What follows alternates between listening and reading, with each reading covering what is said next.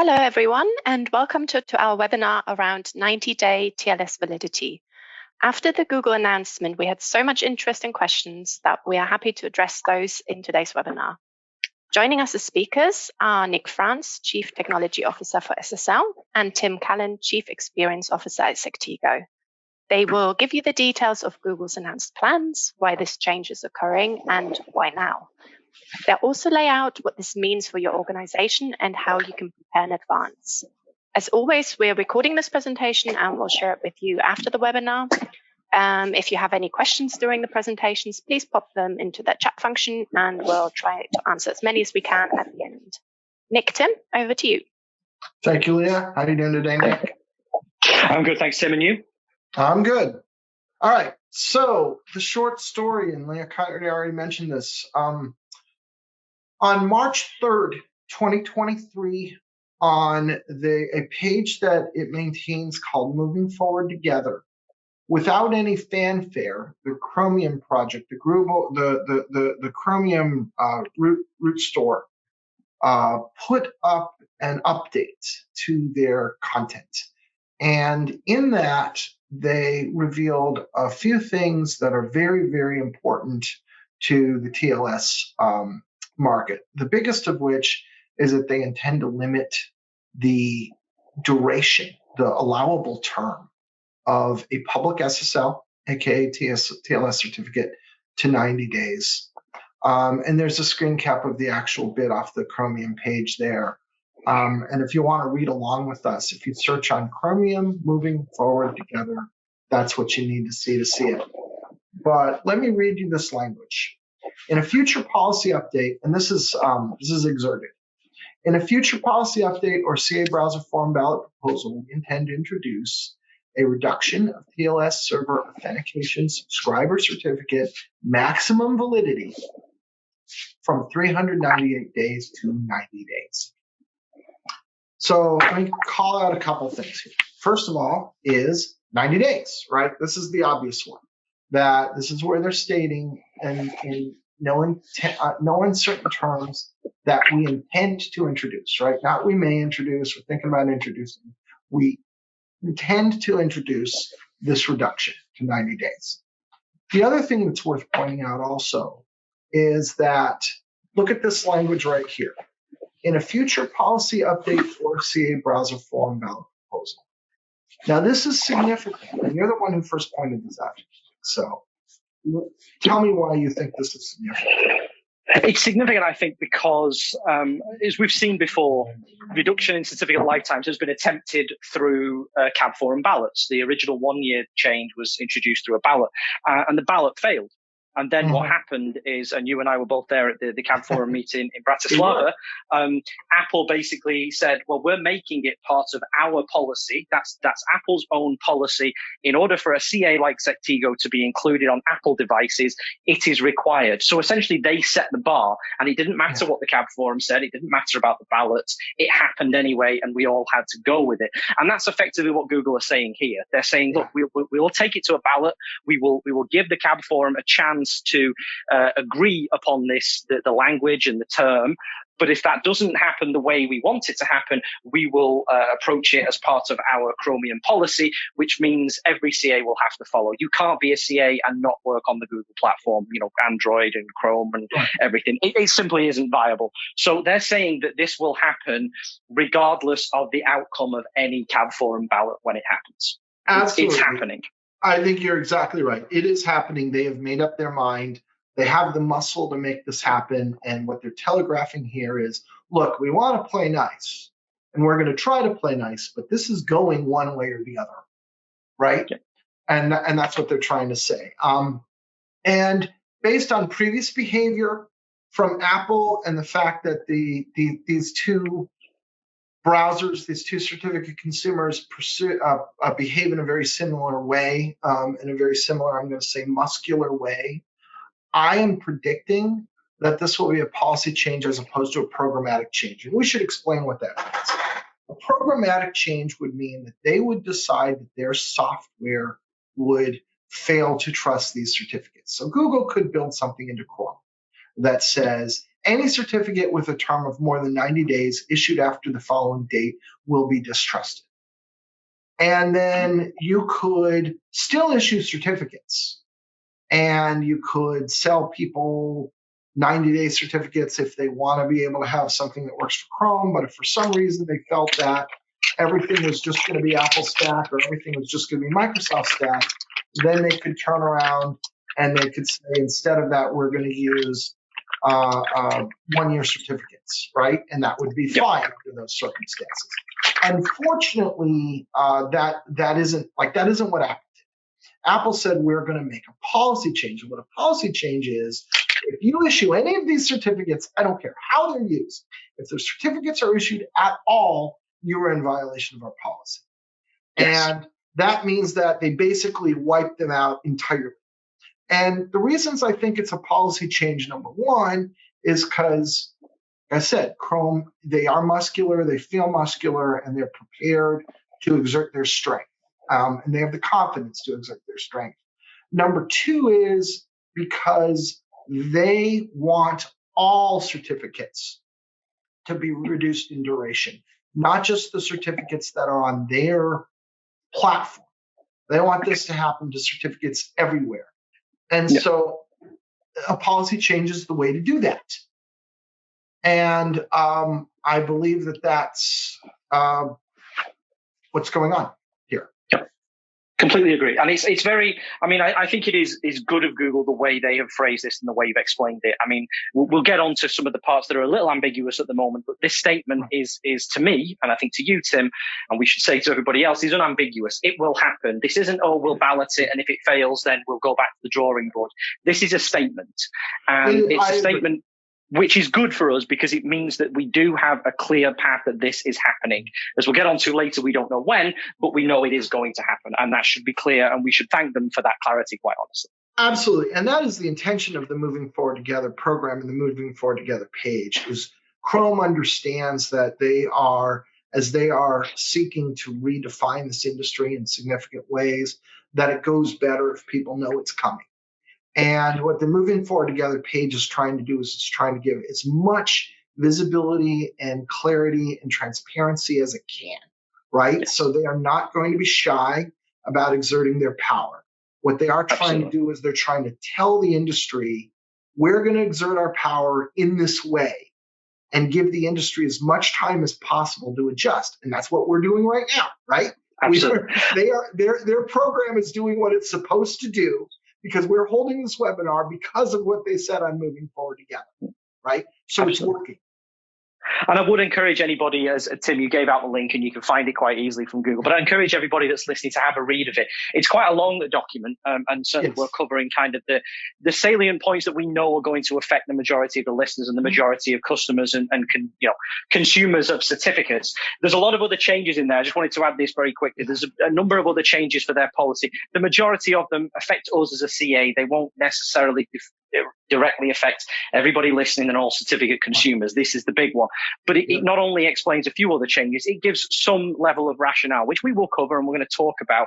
But I just try and encourage everybody to read the document in its whole, read their policy, their statement, their manifesto, if you like, to how we can better secure the internet. That's ultimately what it's about. It's for making a better, secure internet for everybody. And here's how this particular team in this particular niche can affect that change.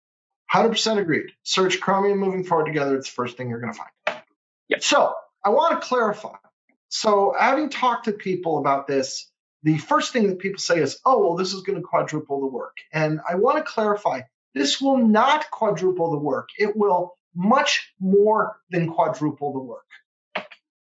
I like this, Tim. I'll be honest, I didn't think about this the first time until you and I talked about it. It's because it appears obvious at first. People think, oh, yeah, 4 times in a year, 4 quarters, 3 months, 4 lots of 3 months, 12 months. But no, it's not that. It's a bit more than that. First of all, 4 times 90 is 360. And how many days in a year, Nick? 365 and 366 occasionally. So right there, no, sorry. You can't get 4 shirts a year out of this. Like, that's just arithmetic. But in addition to that, The actual maximum term is 398 days. So this actually represents a 77.4% reduction in the potential maximum term, right? Because so already, right, we're looking at considerably worse than 1 in 4, because we used to be able to have these extra days. And this is important because there's no buffer. And I think I'm going to come to this in one of my later builds, but right, like we said, you can't get away with 4 certificates per year. Yep. You can't say I'm doing it once a quarter. If you say, I'm going to do this on the first day of the quarter, you won't get there. You'll have outages. Exactly. Right? And also, you aren't safe letting it go down to the last day. Now, 398 days is more than a year, right? You and I have discussed this in the past, Nick. 398 days is actually the longest possible number of days that could constitute 13 months plus 1 day. Yes. It's a leap year, and you take a 31-day month as your extra month, and then you add a day, you get to 398 days. So that was deliberately built to allow an unambiguous 13 months under any circumstance. That essentially is Apple giving us all a month worth of grace period. But no, there's no grace period built in here. This isn't, well, we want you to do it every quarter, so we're going to give you 120 days. Yeah. This is, we're giving you 90 days, which really means we want you to do it every 2 months. Exactly. I think that's the point to take away from this is you can't leave it down to the last minute. Most, a lot of, as near as there exists a default in this industry to how far in advance people start to renew and replace certificates, it is, 30 days is not a bad go. I mean, a lot of client applications, they start checking and start trying to renew 30 days in advance. It's a recommendation from many CAs. So you're basically looking at what is effectively a 60-day usable lifetime. Right. So if you start to imagine, to say, okay, you know what, I'm going to do this on the 1st of the month or the 15th of the month, every other month, right? On even numbered months. And that's going to be my cadence and my rotation. And you're probably really doing this 6 times per year. So it's really, realistically, probably a 6x increase in work, not a 4x increase in work, just for what it's worth. So why do they do this? And they've been pretty transparent about their reasons. And I think these are probably the 4 drivers. And they talk a lot about crypto agility. And, there's some good examples. SHA-1 is a great example, right? When we all decided to deprecate SHA-1, that was in the period of time when there were, Nick, I think it was more than 3 years. I think at that point it was. Yes. Right. Yeah, it was. Yeah, it was 3 to 4, I think. Yeah. And so there were these 3-4 year certificates floating around. And we're like, okay, got to get rid of SHA-1. Okay, sit and twiddle your thumbs for 3 years until they finally go away. That left a very sour taste in all the browsers' mouths. And another example was Heartbleed. Heartbleed was huge, right? I mean, the Heartbleed certificates floated around for years and years and years. The Debian OpenSSL flaw from, I'm going to say 2009, that's a guess. You still find certs today that use those keys that were discovered in the Debian OpenSSL flaw. And so, this idea of encouraging crypto agility is very, very big, right? If you make a change, if we all have to make a change to our cryptography, and then 90 days later, all the certs have aged out, then you know that you've got a 90-day risk window on that cryptographic threat. Yep, and that's absolutely. So much better, right? So that's a big one for them. And in general, just the reduced risk window on everything. If your private key gets compromised, if there's some other problem with your cert, if the cert is misissued, all of those things constitute risk. And if you take the duration of a cert from 398 days to 90 days, you reduce that duration by, 77%, then you've just reduced your risk window by 77%. Mm-hmm. A big one they talk about a lot is encouraging automation. Yeah. So this is we the know big one. that. Yeah. Go ahead, Nick. No, I was going to say this is the big one because really it's it ties into the other items as well. It's reducing risk and everything is tied into automation. But I think the big thing is this change essentially means automation is a requirement. It's not a nice to have anymore. It's a must have. And that's something we've already started talking to our customers about, and talking to other people about, and kind of the focus here as well is they as in the Chromium team, Google have long wanted automation to be more widely adopted. And it is being, quite honestly, as someone that's dealt with a lot of integrations with certificates at low and high volumes, it's always been possible and it's always there. But it's one of those things that hasn't been adopted as much as any of us would really like. And this change is obviously something that is going to force adoption. As I say, it's going to become that automation is a must have. It's not a nice to have. It's not maybe I should look at it. You have to look at it because nobody's managing a small number of certificates anymore. No one can afford an outage, due to an expiry or a revoked certificate remaining on your site there anymore. You have to automate this to reduce that risk to yourself as well as the other systemic risks that we've talked about. Yeah, and then they feel that automation is just better in so many other ways. Automation reduces outages, automation reduces errors, automation enables short-lived certificates, which are more secure, and all of that, and give you better crypto agility, and all of those benefits come with automation. So they see this great set of benefits that flock together around automation, and again, they're prepared to flex their muscles to make for a technical automate. For a technical task like this, like installing certificates, it's, you just touched upon it, Tim, getting it right. We've both been in this industry a very long time, but I cut my teeth doing essentially first line technical support. And I'll tell you now, even today, installing a certificate is still not something a lot of people can manage. And that's not a fault of anybody. It's a complicated process. And it has consequences if it's not done right. And it has consequences nowadays versus 20 years ago in that you have to have a certificate. Every website, every web service, every app has to use certificates. So it isn't just like, oh, there's maybe an error you can click through on your payment page or your login page. It's like, no, someone like Amazon can tell you to the millisecond how many dollars they would lose if they had a certificate error on Amazon.com. And I'm sure a lot of other retailers could as well. So it is something that is challenging to do, even for the experts, even for me.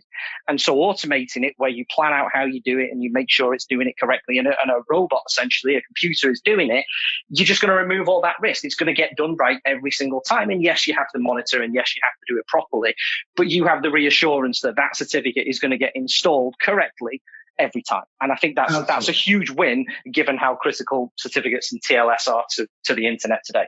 Right, hugely important. And this is something that's been frustrating to these guys for years. For years, I've heard browsers talking about how shake their heads and say, how come it's so hard to get the industry to automate? It's just so much better. And so this is them saying, okay, well, I'm raising the stakes, right? I'm gonna make you. This is the stick, not the carrot, as I've been saying. The carrot hasn't worked well. Yep. Right, correct. And then lastly is better marriage of domain controller certificates. So it really bothers the browsers, the idea that you can have a certificate for a domain that you no longer have. So imagine if I have a domain and I buy a cert for it, and then the next day I let it expire or I transfer it to somebody. And all of a sudden, there's an owner for this domain who's different from the person who owns a valid certificate for that domain. And they want that time horizon also to be as short as possible. And so this shortens that up as well. Now, this aligns with another initiative that's going on that Chrome also is pushing, and they're actually pushing earlier, which is the idea of making optional OCSP. So making OCSP optional and not required. And just what goes on here is that instead of OCSP, what they'll do is they'll require CRL, which is Certificate Revocation List. And there's a lot of reasons for that. It mostly has to do with protecting privacy, and it also has to do with the difficult overhead of OCSP. And this is another thing the browsers think are important. But where this comes into play here is they've got a proviso in their proposal that if a certificate is not more than 10 days in term, then you don't need CRL either. So there will be no revocation checking required at all. And why do you think they're doing this, Nick? Well, I think there's a few bits to unpack on this one, right? So just make sure everybody is aware, and I'm hopefully all the listeners do. OCSP and CRL are revocation methods, so it's a way of basically cancelling a certificate. And so a browser could look at that certificate and go, "Oh, this has been revoked; it's invalid." And that's an infrastructure that we as a CA have to run. And I can tell you firsthand, it's not as easy as it sounds. And OCSP, which is like it's online certificate status protocol, it's a live check. The browser says, "Hey, I've got this certificate with serial number 123. Is it good or bad?" And we reply yes or no. We're doing billions and billions of these lookups a day. It's a very expensive, very complex and highly available service that needs to be run. And I think what Google are trying to do here is they're trying to encourage CAs and certificate consumers to go even lower than perhaps the 90 days, to encourage the use of short-term certificates. And what this kind of proposal for a ballot is doing is codifying the idea that say, well, if you issue a certificate for 10 days, you don't need to include any of the revocation information in. The argument being that, if a certificate is going to be expired, it's less than 10 days, you just wait for it to time out. It's a reduction of that risk window that we talked about before. The risk window is short enough that we're willing to just deal.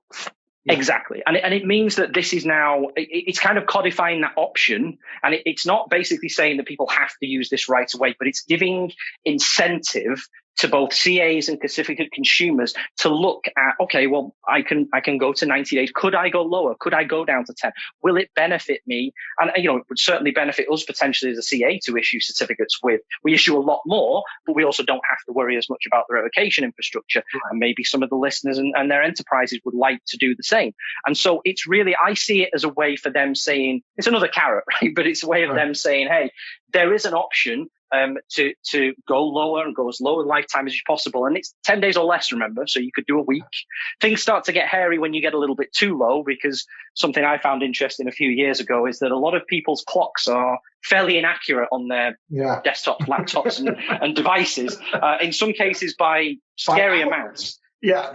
Days, I've been told in some cases. So, this kind of 7 to 10 day window, it's just trying to encourage. They're trying to say, hey, look, there's a slight incentive here to have these short lifetime certificates. Why not try them? And there's no penalty to trying them. There's no forcing yet to go down to 10 days, although that could be seen as a long-term goal. But it's really this incentivizing of Google to say, hey, why don't you give these short-term certs a try, even shorter term, let's say. And so I think all these things just show the constellation of their intentions, and they're really telegraphing their desires and what they're pushing in a very clear way. And this fits right in this. Yeah, so what's the timeline? So the first thing to emphasize is that they have not announced a timeline, right? But rather than just shrugging and saying, we don't know, it's a mystery, I think we can make a pretty good guess at the timeline, and I would like to walk through that. So the timeline, here's how it goes. And actually, let me go to this. This is probably a better way to look at it. This is a timeline. So this OCSP thing that we've discussed is probably going to come up for ballot pretty soon. Google has openly discussed the fact they are going to bring a CA browser forum ballot. I'm expecting we'll see that ballot fairly soon. A ballot needs basically a month to run its course from the time someone introduces it to the time it's all resolved. It needs a month or 5 weeks, something in that ballpark. So if a ballot were introduced, let's say in April, then it would all be resolved by the end of May, right? So we expect that this ballot will come pretty soon, in the next month or so, I would predict. And it takes another about month after that. It's very likely to pass, but whether or not it passes probably doesn't really change the timeline on the rest of this. So then at that point, once that's done, then Google will be free to sit and write and introduce and work on their next ballot. So I'm predicting that we'll see a 90-day certificate ballot, let's say sometime in the summer. So this July, that's a little maybe too precise for my taste, but think about sometime in the summer, seeing a ballot on this. And again, it needs a month or 5 weeks to run its course. So probably by the end of the summer, the ballot has passed or failed. Now, in the event that it fails, give it a little bit of respectful time, probably meet in the fall face-to-face, which is scheduled for October. Go to the fall face-to-face when you're in front of the entire CA browser forum and say, okay, we're going to do this as a unilateral motion, and here's the date. Yep. Now, traditionally, when they've made these kind of major moves, a year is the timing that the browsers give us. So, when Apple reduced the certificate duration, I think it was like 14 months, right? So they basically give us a year. So if they go to the fall face-to-face and they say that we're gonna do this, they're gonna give us a year. They're not gonna tell us in 6 months you have to be down to 90 days, right? So now we're looking at October 2024. So you could say, well, is it going to leak out past October 2024? Well, it could, but the main thing to remember is nobody's going to make this change during the holiday season. Nobody's going to make this change in December. Nobody's going to make this change in November. Nobody's going to make this change prior to the latter half of January, right? Even really February 1. So if you don't do it by Halloween, then you don't do it until Valentine's Day. Right? Yeah, I can see that. Wait till Valentine's Day. No. Therefore, I think they will do it by Halloween. Yeah. So I think in your previous slide, Tim, you said this is your kind of estimation. You and I have been talking about this since it came out. We've been taking guesses. I pretty much agree with you. We know that much. I mean, I think the timeline of saying somewhere towards Q3, Q4 next year is about right. All your logic makes sense, especially about the traditional kind of enterprise level blackout dates. And again, Google are not trying to do this to disrupt people. They give all the reasons why. We've talked about why they don't want to break things, but they want it to happen. And something they talk about in early March, almost February of 2023. We know, and we know a lot of the people there as well, Tim, right? So we know this is not something they want to put pen to paper now and expect it to be 2025, 26 before it rolls around. No. Right. This is something that is going to happen. There's always a possibility it could come slightly sooner, but I think that is going to potentially cause disruption. So, your proposed timeline here is, I think, something that I agree with you on. I think a few of the other brains that we have here that we've talked about this broadly agree on this kind of timeline, and we'll see. But what it says is, as we've said before, this is happening, right? And quite honestly, to anybody that's listening and to anybody I've started to speak to about this, the time is not to sit around and go, well, we'll wait and see when they announce this and wait and see when it comes out.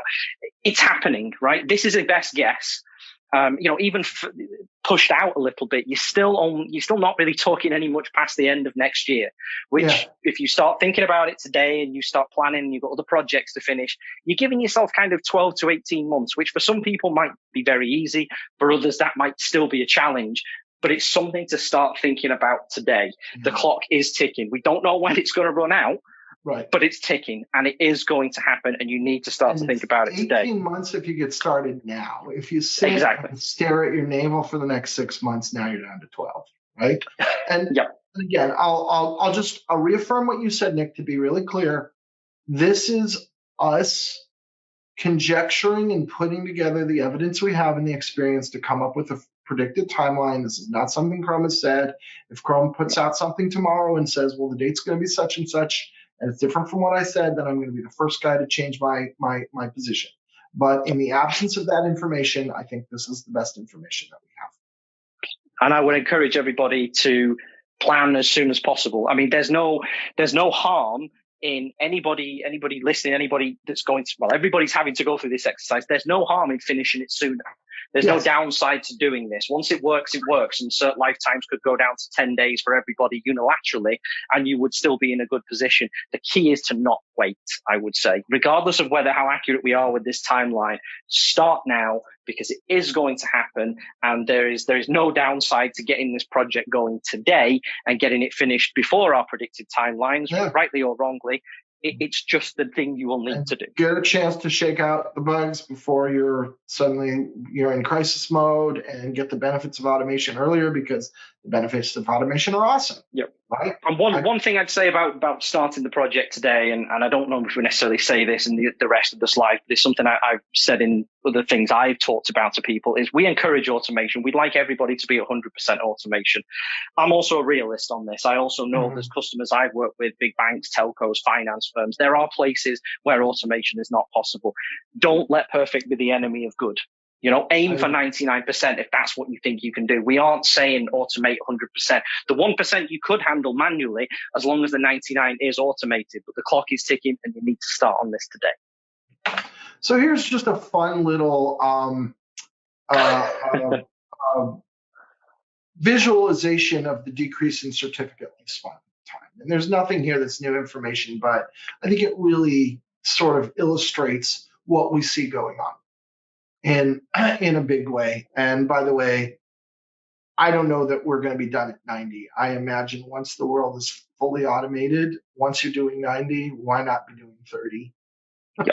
Right? But once you're there, it doesn't matter. That's the thing. Right. Once you get the automation in place and it is truly automated, the whole point of this, the whole point of the agility and the automation is it doesn't matter how long the certs are for, because your systems are going to pick it up automatically. They're going to get a new certificate in place, and it isn't going to matter. So let's talk about agility, right?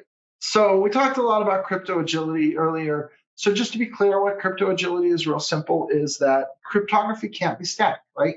So RSA was invented in the late 1970s, and we're still using it today. So, that's a 45-year lifespan. And there is a recognition that is a thing of the past, not a thing of the present or the future. That these kind of long-lived crypto algorithms are not going to be normal moving forward.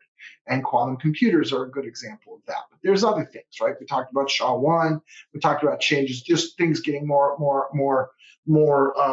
aggressive in how to break cryptography. In the last year, there have been 2 scares where people thought that perhaps RSA had been broken. Turns out it wasn't in either case, but there was new information revealed in a paper to the point where cryptanalysts sat and had a look, said, boy, I better figure out if this means RSA has been broken. And then they had a look and said, okay, RSA hasn't been broken, but maybe the next time it will be, right? And so we need to have environments where our cryptography can change rapidly. Now, as it happens in the real world, the gating factor on our cryptography is almost always a certificate. Certificates are almost always governing our cryptography. Not always, but damn near. So the only way to actually have crypto agility is to have certificate agility. And what certificate agility means, it's written right here, but I'm just going to read it out loud. It is the ability to replace any and all certificates in your environment at any time. I'm going to say that again. The ability to replace any and all certificates in your environment at any time.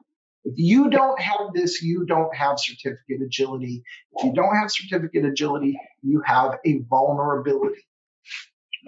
This is the end goal of the automation. And this is, from both Google stuff, from everything we've talked about, the number of times we do our other webinars, Tim, and we just say the word automation more times than is probably appropriate for every hour that we do.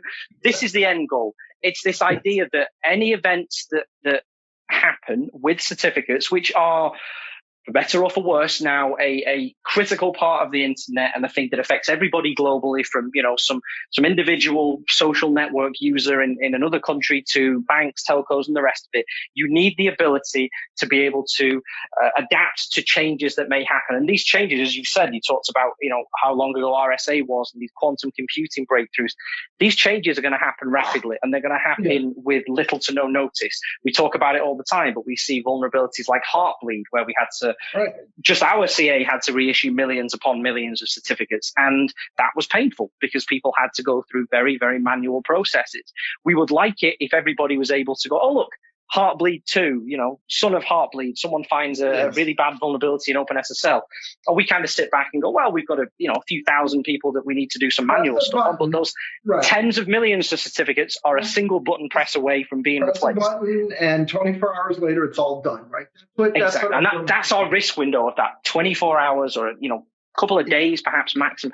Automated processes, single button, single script, and everything is replaced. You and your enterprise have peace of mind. We as the CA have peace of mind. And the internet at large is a safer place to be. And this is the end goal that we would like everybody to get to. Again, with that minor caveat I dropped in of, let's make sure we get as far as we can. Because if there's going to be one or two you have to do manually, you have the time to do it in 24 hours because everything else is being done with a button click. Yeah, and you dropped a couple other things here. This is not a quantum crypto presentation, so there's actually no slides on here on post-quantum cryptography, but we can take a second to talk about that because it's worth it.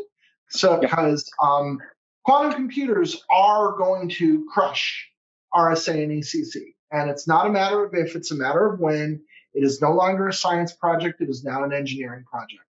And it's just a function of getting these computers to be big enough with enough stable, what they call qubits, which are quantum bits, that they can just break these algorithms. And I'm not going to get into all the detail on that because that's a whole 45-minute presentation right there. But this is a thing, it is coming. And in the next several years, we're going to have to swap out all of our crypto. We're going to have to get rid of all of our RSA and ACC, and we're going to have to move it all over to these post-quantum algorithms that have names like crystals, Kyber and dilithium and Sphinx and Falcon, right? And this is where we're going.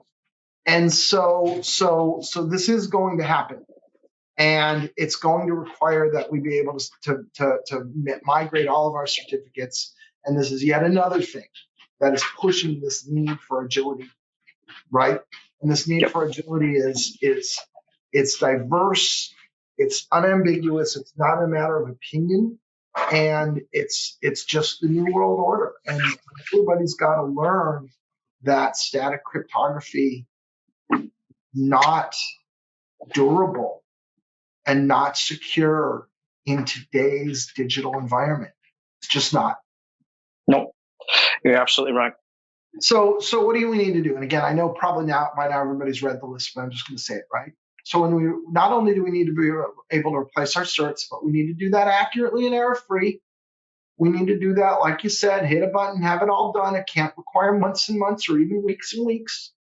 And you need to have control, right? So I don't want to have to be able to wipe out all my certificates. I want to be able to pinpoint, say this certificate is the one I need to change, or this set of certificates with this quality, or this tranche of certificates that were issued in this time period is what I want to change. You need to be able to handle any volume up to and including all of them, right? And I'm reminded, Nick, of the massive revocation events of, I'm going to say 2018, when the 0-bit problem occurred, right? It turned out that there were a whole bunch of, so a little bit of background for people on this is some security watcher was examining certificates, and they came to realize that from a certain CA, all of the serial numbers all started with the same bit. It was either 0 or 1, I forget which, but let's say it was 0. That all the serial numbers started with 0. And this is important because one of the rules is that you have to have 64 bits of entropy in your serial number. But if any one of those numbers is predictable, it's always 0 or it's always 1, then you don't have 64 bits of entropy. You have 63 bits of entropy. You have 64 bits of number, but one of them is 0. So the entropy is only 63 bits, which meant that there wasn't enough entropy. And there were CAs that literally needed to revoke millions of certificates. Yep. Millions of certificates for a serial number that wasn't random enough. And it seemed like it almost seemed trivial, right? I think there were a lot of people going, well, if you look at the maths of it, which is never particularly my strong suit, but the difference between that 1 and 0 and 63 and 64 bits of entropy is actually it's not as big as it sounds. It's potentially tiny, but it was still not correct. It was still a risk, and it also wasn't compliant. And it meant, like you said, Tim, millions of certificates had to be revoked and reissued. And it's these kind of events that... Yeah, it turned out there was a flaw in a very popular CA software. Yeah, CA software that was being used, and it was used by many CAs, not just this one that was being scrutinized. And all kinds of people were doing this. So if you are we weren't on the list, fortunately, but if you are the customer of this CA and all of a sudden you're informed, hey, sorry, for no fault of your own, we literally need to replace every certificate you have in the next 5 days. These events do occur, and you've got to be able to do that or you're not certificate agile. And then lastly, verifiable. You need to know that you've done it. You need to be able to prove to yourself, to your board, to your stakeholders, to the people who you have SLAs with, to the auditors you have, that you have done this in Canada. And unless all of those things are in place, you're not certificate agile. And if you're not certificate agile, you are vulnerable. So what do we do? How do we achieve certificate agility? So the first one you're doing right now, you're on this webinar. Thank you. Right? This is where to start, is get your head around what needs to be done. But then moving on, but keep educating yourself as a constant exercise. It's not a one-time thing. If you move on to that, next thing is inventory your PKI, right? You got to understand, what are my certificates? Where are they? And this isn't just public. You got to know your private certificates as well. And then this is where we want to introduce the concept of rogue certificates. So one of the things that we see all the time is certificates are introduced into environments by people who don't inform the group that is supposed to manage certificates. So there's usually a group or an individual who figure themselves to be in charge of the cert. And they normally roll up to the CIO or the CISO. And then there will be other groups in other parts of the organization. Developers are common. Outside consultants who work for some a division of the company are also common. And these people will obtain and introduce certificates. And the company's operations will depend on these certificates. And you may not know that they exist. Absolutely. And you find out they exist when they expire and systems stop working and you don't know why. It's shadow IT. It's also commonly known as, right, Tim? So it's and because certificates are basically required everywhere now and so prevalent, and in many cases easy to get, it's this idea that a consultant comes in, is told to do a job. That job requires one or a few certificates, and instead of contacting the people responsible, the IT teams, the infrastructure teams, they just go and purchase one from the same place they bought the domain name with a company credit card. It gets expensed, and then it gets forgotten about. And you need to embed. These are the things you need to find as well, because it's not a problem that's going to bite you in 12 months' time. It's a problem that's going to bite you out of the blue in 90 days' time. And so that second point there is just really a general: find out what you have, understand your estate, inventory your certificates, understand your portfolio, and basically find out what you have. I do like that you've included the private CAs in there, although just to be clear, this 90-day change is really only affecting public certificates. Right. That doesn't mean you can ignore the private CAs as well, because you've got to make sure you know what you have there and which systems are they using the appropriate certificate in the appropriate system, because you don't want to think you have a 10-year private CA on something when in fact it has a 1-year public, and then it goes down to 90-day and you're expected not to have to deal with it for 9 years. So it's just to be clear that we're talking about inventory, everything, even if it's not directly impacted. Right. And then you want this isn't a one-time thing, right? This should be real-time visibility. So things are always changing, right? If you go and you do an inventory and then tomorrow somebody introduces a rogue cert, you're still not going to know about it. So you need to have a way to stay on top of this on an ongoing basis. So you want to try to achieve real-time visibility, and then you want to act on it, right? We need to set automation. So the last 3 bullets here are automation. So set automation expiration actions, right? I want to be notified that things are expiring. I want renewal to occur automatically. And if at all possible, I want provisioning and deployment to occur automatically as well. Nirvana being that the software just does the whole thing for you unless you tell it not to, right? Yeah. And that's the main thing you want to get to. Now let's talk for a second about DCB. Go ahead, Nick. And then I was going to say the ultimate goal, I would argue, is not necessarily to have expiry notification, but just to be notified if something goes wrong. Don't need, it would be nice to get to a point where you don't need expiry notifications because everything is just automatically renewed, but you do want exception alerting, I would say, when it gets to a point where, this certificate hasn't renewed correctly, which leads into all the other points here about visibility and monitoring. Is I just really want to be in a state where I only want to know if it goes wrong with enough time to fix it. That's all you want to be notified about. And you go confirm that it went correctly, right? On a case-by-case basis as you need to. Get a nice report and a dashboard that shows you that. Sure, I agree. But get notified when there's problems. Now, to focus on that Sorry, Tim, go ahead. Please. No. I was going to say, to focus, as you were going to ask on that automate DCV point, I think that's kind of, as I said to you the other day, I think that's one of the points in this policy that Google have produced that is potentially slightly overlooked and certainly nonetheless important. So just to be clear for everybody on this, to expand on what we talked about earlier, certificate lifetimes were 398 days coming down to 90 days. But the amount of time a domain verification can be valid is currently the same.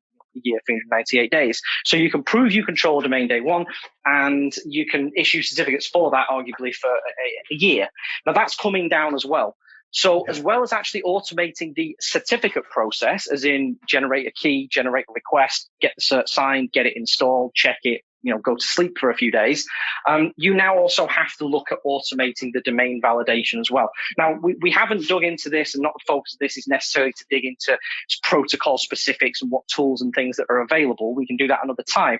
But it is worth mentioning something like Acme here as well, which we talked about before, which is this new certificate automation protocol and very specifically designed for these use cases. Again, you'll see it mentioned in the policy that Google produced.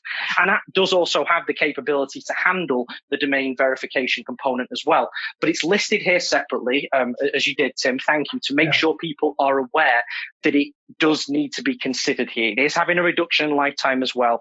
You are going to need to look into how to automate that as well. That may mean hooking into your DNS and your domain name providers. It may mean making sure that your services have access to HTTP if they use that kind of validation. But it's another thing that needs to be automated. In some cases, part of what you get with certificate automation. In other cases, maybe it needs deeper integration with your DNS providers or DNS system. But it's definitely an important thing to call out here, I'd say. Yeah, thank you for that, Nick. And we did not mention that earlier, but just to reiterate that point, as part and parcel of this change, Chrome also intends to reduce the maximum DCV view period to 90 days. And so that too is something that is now going to happen every 90 days or more frequently. You probably just need to sync that up with your certificate issuance. And that's another thing that you need to do, automate that for sure, right? 100%. So, what are our recommended actions? It's kind of what we said before. So examine your own processes for suitability to 90-day terms, look into automation, and this is developing in real time. So you're going to want to follow this story. And I'm sure we're going to continue to offer updates on our blog, on the Root Causes podcast, on future webinars, on our quarterly Pulse webinar that Nick and I always give. And these are, I'm sure we'll be following this in Pulse every quarter because as it develops. So those are the places you want to come and tune in. And we'll make sure that we're keeping you current on the story because it is developing. There will be new information coming out of Chrome. There will be other developments, and we'll keep you on top of it because we're going to stay on top of it the whole time. Yeah. It's certainly going to be one of the most talked about things as we were just talking before we started. It's one of the the highest kind of turnouts for these webinars because people are interested. We got the most questions on it when we did the Pulse a few weeks ago. We know it's critical to everybody, and we know that it's a story that we're going to maintain our communications on. We're going to talk about a lot more, and we just encourage people to kind of follow us. Look on LinkedIn, on social media. Make sure you're keeping an idea. Contact us as a CA. Reach out to your account managers, but just make sure that you keep an eye on this because as we said before with the timeline, it's not something you can sit on. It's something that needs to start being looked into today or as soon as possible because it is going to happen, even if we don't have a specific date for it.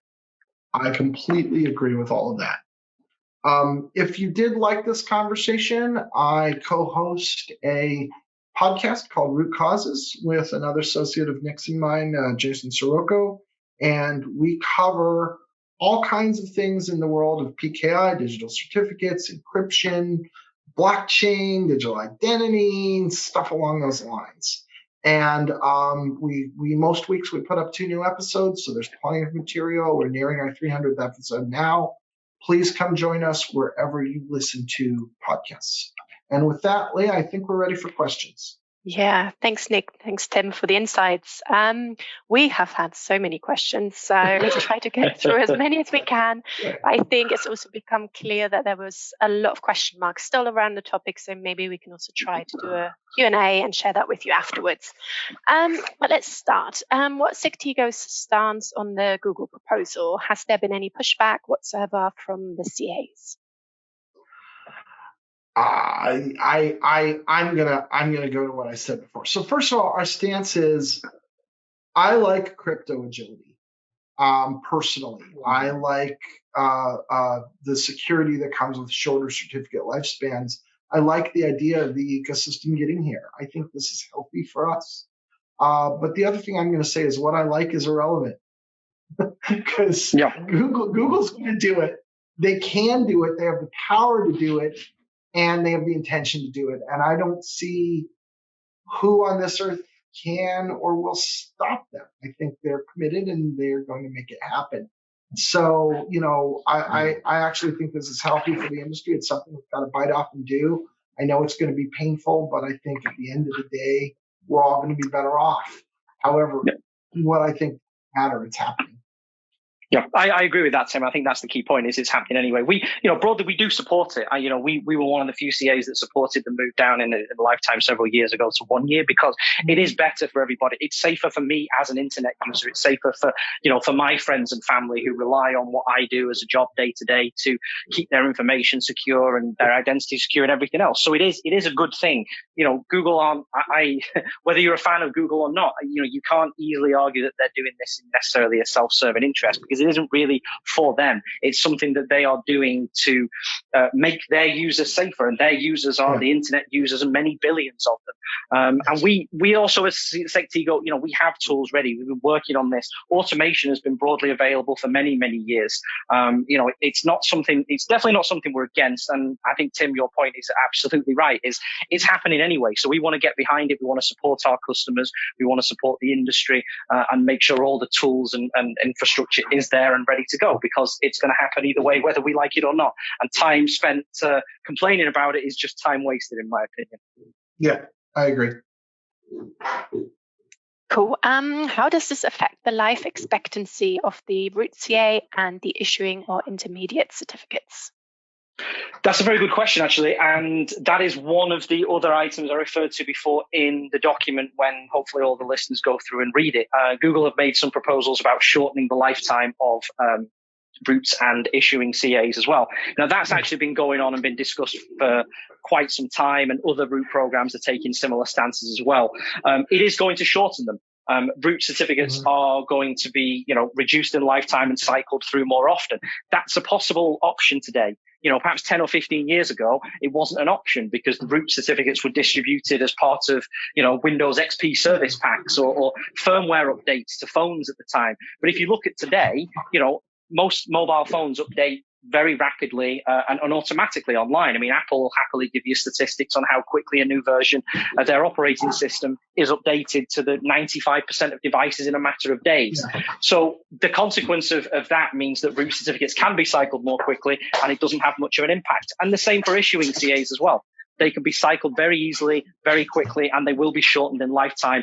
And for the vast, vast majority of customers, it's essentially consequence-free. Now, there will be some people where they're doing things like certificate pinning, and there may be some concerns, but that's a bad thing to do anyway. So if you've got concerns there, then definitely reach out to us. But yes, it will be reducing the lifetime of both root and issuing CAs as well. But those are decoupled, right? Those are two separate initiatives that are both going on. They're both going on simultaneously for very similar reasons, but neither of them depends on the other. Yes, exactly. Okay. Shall we expect certs to go down to maybe 30 days, a few years after the 90 days are adopted? I don't think it's done. I don't think it's over. I don't think 90 is the end. I can't tell you exactly when it goes to 30. I think it will be a matter of years, not months, but I don't think it's over. I think we will be getting shorter with certs in the future.